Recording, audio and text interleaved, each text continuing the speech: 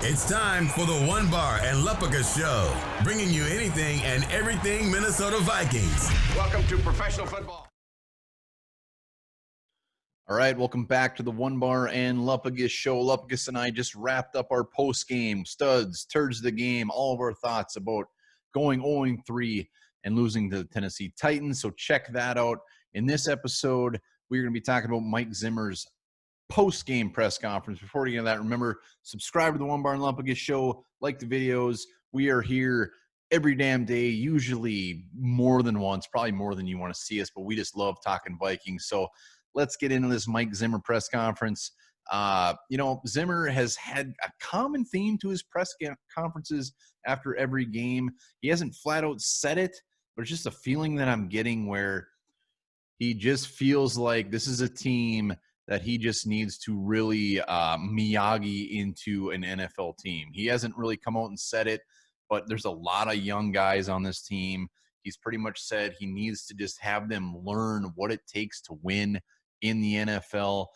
This week he even had a quote referencing the fact that, he just needs to show these guys that you can't turn over the ball. You can't do dumb things. And he's kind of said it without saying it, but let's get into what he did actually say. Let's start out on the offensive side of the ball.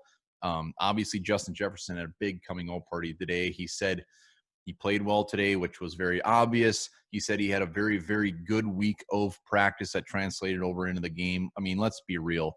Justin Jefferson's going to be the real deal. This game alone probably surpassed Laquan Treadwell's career stats with the Vikings. Maybe not, but I bet it was pretty damn close. So, yes, you could tell he was excited about how Justin Jefferson played. Dalvin Cook was brought up as well. Obviously, Dalvin Cook had a huge, huge game, but Zimmer was not shy to one of the first things he brought up was the fact that he fumbled the ball away, which was a big, big issue for the Vikings. I think it was Thomason asked about Bradbury's crazy-ass snap on that last possession. He said he didn't know what happened, which was obviously bullshit. Of course, the first thing he was going to ask him what the hell happened, but he played it off. He doesn't know what happened. He's got to get answers there. And speaking of that last possession of the game, just multiple times, more than once said that last possession was a complete disaster. Mentioned that he has veterans on this team. He does not expect such a horrifying display out there for when you're only down by a field goal. You need a field goal to win, and he was clearly not happy with the way that went down. Nobody was. It was gross, very, very gross. Also on the offensive side of the ball, he just mentioned that he wants that offense to take charge at the end of the game. Instead, it was a disaster. He has players like a Kirk Cousins, like an Adam Thielen, like a Kyle Rudolph, that he expects him to take charge. Didn't happen. Seemed very, very concerned about that. On the defensive side of the ball, let's hop over to that. He mentioned the safeties, Harrison Smith's interception, that he came out of nowhere and it was a great play, but that Anthony Harris should have been there in the first place. Mentioned that on that big bomb that they got burned on, that was on the safeties as well. So didn't entirely seemed happy with the safeties. Looking from a fan watching the game, I actually thought the safeties had a very good game.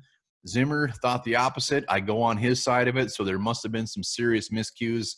Obviously, there was with some long plays that they had in the passing game. When you're up with 10 minutes to go, he mentioned as well that winning the last 10 minutes of a game is key. They didn't do that. Defensively, that is very, very heavy on the defensive side of the ball. So just the biggest takeaways out of this was, again, he's not happy with the offensive veterans on this team.